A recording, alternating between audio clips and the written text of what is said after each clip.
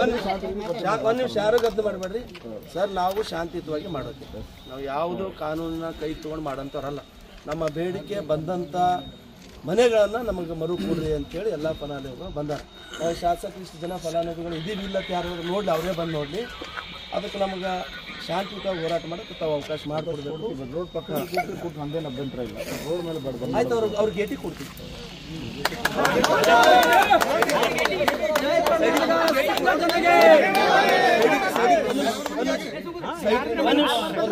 ಸೈಡಿಗೆ ಕೊಡ್ಬೇಕಲ್ಲ ಸರ್.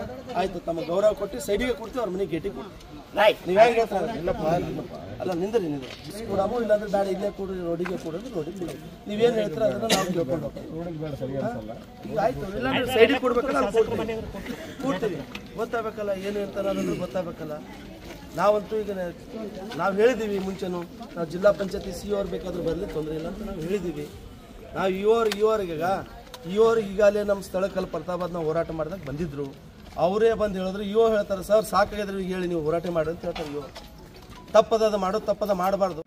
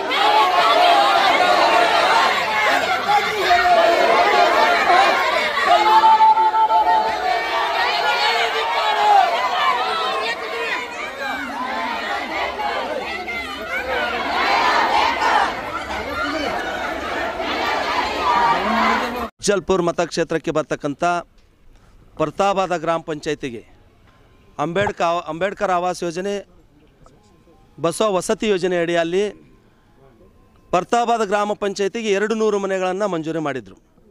ಆದರೆ ಏಕಾಏಕಿಯಾಗಿ ಇವತ್ತಲ್ಲೂ ಗ್ರಾಮ ಸಭೆ ಮಾಡಲಾರ್ದೆ, ಇವತ್ತು ವಾರ್ಡ್ ಸಭೆ ಕರೀಲಾರ್ದೆ ಏನಪ್ಪ ಶಾಸಕರು ಅಫ್ಜಲ್ಪುರ್ನ ಶಾಸಕರಾದಂಥ ಎಂ.ವೈ. ಪಾಟೀಲ್ ಅವರು ಏನು ಹೇಳಿ ಲೆಟರ್ ಬರೀತಾರೆ ವಸತಿ ಸಚಿವರಿಗೆ ಅಂದರೆ, ಅಲ್ಲ ವಸತಿ ಫಲಾನುಭವಿಗಳ ಸಂಖ್ಯೆ ಕಡಿಮೆ ಇದೆ ಅಂಥೇಳಿ ಬಂದಂಥ 200 ಮನೆಗಳನ್ನು ಬೇರೆ ಕಡೆ ಏನು ಮಾಡ್ತಾರೆ ಅಂದರೆ ಮಾರ್ಪಾಟು ಮಾಡ್ತಾರೆ.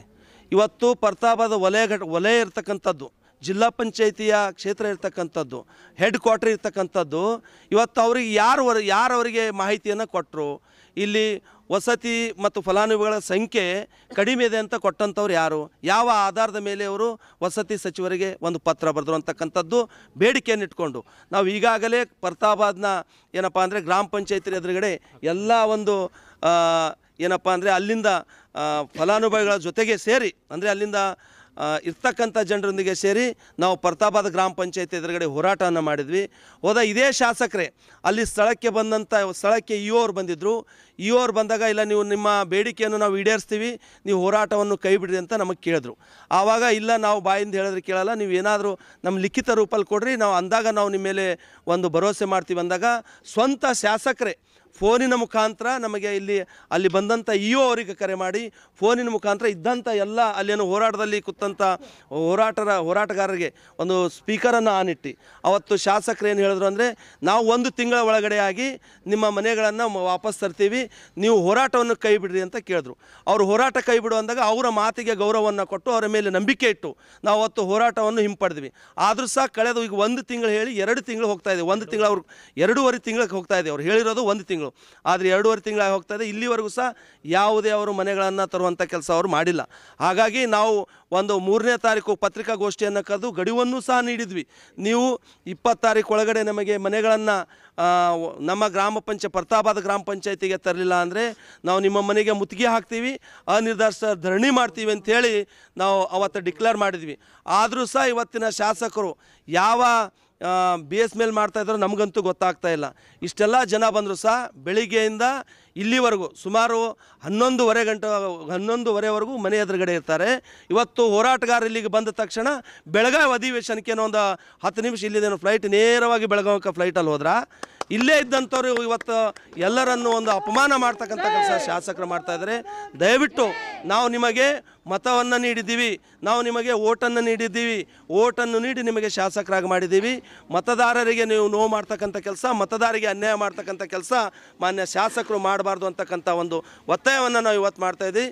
ನಮ್ಮ ಮನೆಗಳು ಬರಲಿಲ್ಲ ಅಂದರೆ ಅಲ್ಲಿವರೆಗೂ ಸಹ ಇಲ್ಲೇ ನಾವು ನಿಮ್ಮ ಮನೆ ಎದುರುಗಡೆ ನಾವು ನಿರಂತರ ಧರಣಿಯನ್ನು ಕೂತ್ಕೋತೀವಿ. ಸರ್, ನಾವು ಈಗ ತಾನೇ ಹೇಳ್ತಾ ಇದ್ದೀರಿ ಶಾಸಕರು ಸಹನೆ ಬರೆದ ಕೇಸಿ ಲೆಟರ್ ಕೊಡ್ತಾ ಇದ್ದಾರೆ ಅಂತ, ಯಾವ ಆಧಾರ ಮೇಲೆ ಬರೆದು ಕೊಟ್ಟಾರಂತ ಅದೇ ನಮ್ಗೆ ಗೊತ್ತು. ಇವ್ರಿಗೆ ಯಾರು ವರದಿ ಕೊಟ್ಟರೋ, ಇವರಿಗೆ ಇಲ್ಲಿನ ಜನಸಂಖ್ಯೆ ಮತ್ತು ಇದು ಕಡಿಮೆ ಇದೆ ಅಂತ ಕೊಟ್ಟಂಥವ್ರು ಯಾರು ಅಂತಕ್ಕಂಥದ್ದೇ ನಮಗಾಗಿಲ್ಲ. ಯಾವ ಆಧಾರದ ಮೇಲೆ ಅವರು ವಸತಿ ಸಚಿವರಿಗೆ ಮಿನಿಸ್ಟರ್ ಲೆಟರ್ ಬರೆದು ಅಂತಕ್ಕಂಥದ್ದನ್ನು ನಮ್ಗೆ ಗೊತ್ತಿಲ್ಲ. ಅದನ್ನೂ ಸಹ ಅವರು ಅಲ್ಲಿ ಸ್ಪಷ್ಟತೆ ರಿಪೋರ್ಟ್ ಕೊಡಬೇಕು, ಸ್ಪಷ್ಟತೆ ಪಡಿಸ್ಬೇಕಂತಕ್ಕಂಥದ್ದು ನಮ್ಮ ಒತ್ತಾಯ. ಸರ್, ಯಾಕೆ ಅವ್ರಿಗೆ ಗೊತ್ತಾಗಿಲ್ಲ ಸರ್? ಮತ ಕೇಳೋ ಟೈಮಿಗೆ ಅವ್ರಿಗೆ ಗೊತ್ತಾಗಲ್ಲ ಇಲ್ಲಿ ಇಷ್ಟು ಓಟ್ಸ್ ಇದೆ, ಇಲ್ಲಿ ಇಷ್ಟು ಜನಸಂಖ್ಯೆ ಇದೆ ಅಂತ ಅವ್ರಿಗೆ ಗೊತ್ತಾಗಿಲ್ಲ. ಪ್ರತಿಯೊಂದು ಅಲ್ಲ, ಇಲ್ಲಿ ಇಷ್ಟು ಜನಸಂಖ್ಯೆ ಇದಾರಂತ ಅಲ್ಲ, ಒಬ್ಬರ ಮನೆಗೆ ಎಷ್ಟು ಜನ ಇದಾರೆ ಅನ್ನೋದು ಶಾಸಕರಿಗೆ ಗೊತ್ತಿದೆ. ಆದರೂ ಸದಾ ಯಾಕೆ ಈ ಮೊಂಡುತನಕ್ಕೆ ಅವರು ಶಾಸಕರ ಕೈ ಹಾಕಿದ್ರು ಅಂತಕ್ಕಂಥದ್ದು ಗೊತ್ತಾಗಿಲ್ಲ. ಜನರ ಆಕ್ರೋಶಕ್ಕೆ ನೀವು ಬಲಿಯಾಗಬಾರ್ದು ಅಂತಕ್ಕಂಥದ್ದು ನಮ್ಮದೊಂದು ಒತ್ತಾಯ. ನಮ್ಮ ಮನೆಗಳನ್ನು ನಮಗೆ ವಾಪಸ್ ಕೊಡಬೇಕು, ಅಲ್ಲಿವರೆಗೆ ನಾವು ಇಲ್ಲೇ ನಿಮ್ಮ ಮನೆ ಎದುರುಗಡೆ ಕೂಡ್ತೀವಿ ಅಂತೇಳಿ ನಾನು ಈ ಮೂಲಕ ಹೇಳ್ತೇನೆ. ಮತ್ತೊಂದು ಮಾತು ಕೇಳಿ ಬರ್ತಾ ಇದೆ ಸರ್, ಯಾಕೆ ಊರ್ಲಿಂದ ಔಟ್ಸ್ ಹೋಗಿಲ್ಲ ಅಂತ ಅವ್ರಿಗೆ ಕೇಳಿ ಬರ್ತಾ ಇದೆ ಅಂತ, ಇದು ಮಾತು ನಿಜಾನಾ ಸರ್ ಅಂತ? ಅದಕ್ಕೋಸ್ಕರ ಇದು ಮನೆಗಳು ಫಲಾನುಭವಿಗಳಿಗೆ ಮತ್ತೊಂದು ಕಡೆ ಟ್ರಾನ್ಸ್ಫರ್ ಮಾಡಿದ್ದಾರೆ ಅಂತ ಅವರು ಶಾಸಕರು ಅವರು ಕಾರ್ಯಕರ್ತರು ಎಲ್ಲ ಅಲ್ಲ, ಅದು ಯಾರು ಅವ್ರ ಕಾರ್ಯಕರ್ತರು ಹೇಳಿರ್ಬೋದು, ನಮಗಂತೂ ಅದ್ರ ಬಗ್ಗೆ ಮಾಹಿತಿ ಇಲ್ಲ, ನಮಗಂತೂ ಇದಿಲ್ಲ. ಈಗ ಏನಾಗಿದೆ ಅಂತಕ್ಕಂಥದ್ದು ಈಗ ಅವ್ರಿಗೆ ಯಾರು ವರದಿ ಕೊಟ್ಟರು ಅನ್ನೋದಂತ ನಮಗಂತೂ ಇನ್ನೂ ತನಕ ಗೊತ್ತಾಗಿಲ್ಲ. ಈಗ ವರದಿ ಕೊಡಬೇಕು, ಗ್ರಾಮ ಪಂಚಾಯತ್ ಸಂಬಂಧಪಟ್ಟಂಥವ್ರು ಕೊಡಬೇಕು, ಕೊಟ್ಟಾಗ ಅವ್ರ ಮಾತನ್ನು ಕೇಳಬೇಕು. ಅದು ಬಿಟ್ಟು ಹಾದಿಗೆ ಅವ್ರ ಜನ ಹೇಳಿದ್ರಂತೂ ಕೇಳೋಕ್ಕದು ಆಗೋದಿಲ್ಲ. ಯಾರೋ ಹೇಳಿದ್ರಂತೇಳಿ ಇವರು ಲೆಟ್ರು ಬರೆಯೋ ಅವ್ರ ಲೆಟ್ರ್ ಹೆಡ್ಡಲ್ಲೇ ಶಾಸಕರಿಗೆ ಒಂದು ಲೆಟ್ರನ್ನು ಕೊಟ್ಟಿದ್ದಂಥದ್ದು. ಹಾಗಾಗಿ ನಾವು ಅದನ್ನು ಖಂಡಿಸ್ತೀವಿ. ನಮ್ಮ ಮನೆಗಳು ನಮಗೆ ಬೇಕು, ನಾವು ನ್ಯಾಯಯುತವಾಗಿ ಹೋರಾಟ ಮಾಡ್ತೀವಿ, ಶಾಂತಿಯುತವಾಗಿ ಹೋರಾಟ ಮಾಡ್ತೀವಿ. ಇದೆಲ್ಲ ಮೀರಿದ ಶಾಂತಿ ಮೀರಿದರೆ ಅಶಾಂತಿಯಿಂದ ನಾವು ಒಂದು ಏನಪ್ಪ ಅಂದ್ರೆ ಹೋರಾಟಕ್ಕೂ ಮುಂದಾಗ್ತೀವಿ. ಈಗಾಗಲೇ ನೋಡಿ, ಇದು ಏನಂದರೆ ಬರಬೇಕಾದ್ರೆ ಬ್ಯಾರಿಕೇಡ್ ಹಾಕಿದ್ದಾರೆ, ಪೊಲೀಸ್ನ ನಿಂದಿಸ್ತಾರೆ. ಇದು ಶಾಸಕರ ಗುಂಡಾಗರ್ದಿನ ಅಥವಾ ಏನು ದಬ್ಬಾಳಿಕೆನ ಅಂತಕ್ಕಂಥದ್ದು ನಮಗೆ ಗೊತ್ತಾಗ್ತಾ ಇಲ್ಲ. ಬರ್ತಕ್ಕಂಥವ್ರನ್ನ ಕೇಳಬೇಕಾಗಿತ್ತು, ಏನು ಸಮಸ್ಯೆ ಅಂತ ಕೇಳಬೇಕಾಗಿತ್ತು. ಇಲ್ಲಿ ಪೊಲೀಸರನ್ನ ನಿಂದಿರಿಸಿ ಬ್ಯಾರಿಕೇಡ್ಗಳನ್ನು ಹಾಕಿ ಶಾಸಕರ ಮನೆಯಲ್ಲಿ ಕೂತ್ಕೊಂಡು ಬರ್ತಕ್ಕಂಥವ್ರ ಮೇಲೆ ಗುಂಡಾಗರ್ದಿ ಮಾಡ್ತಾರಲ್ಲ, ಇದು ರಾಮರಾಜ್ಯನ ಅಥವಾ ರಾಕ್ಷಸ ರಾಜ್ಯನ ಗುಂಡಾ ರಾಜ್ಯನ ಅಂತಕ್ಕಂಥದ್ದು ನಾವು ಕಾಡ್ತಕ್ಕಂಥ ಪ್ರಶ್ನೆ ಆಗಿದೆ ಸರ್. ನಾವು ಅವ್ರು ಬರೋವರೆಗೂ ಇಲ್ಲೇ ಕೂಡ್ತೀವಿ, ಅವ್ರು ಏನು ಆಶ್ವಾಸನೆ ಕೊಡ್ತಾರೆ ಕೇಳ್ತೀವಿ, ನೋಡೋಣ. ಇಲ್ಲಿವರೆಗೂ ಕಾದಿದ್ದೀವಿ, ಅವ್ರು ಬಂದು ಏನು ಹೇಳ್ತಾರೆ ಹೇಳಿದ ಮೇಲೆ ನಾವು ನಿರ್ಧಾರವನ್ನು ಮಾಡ್ತೀವಿ.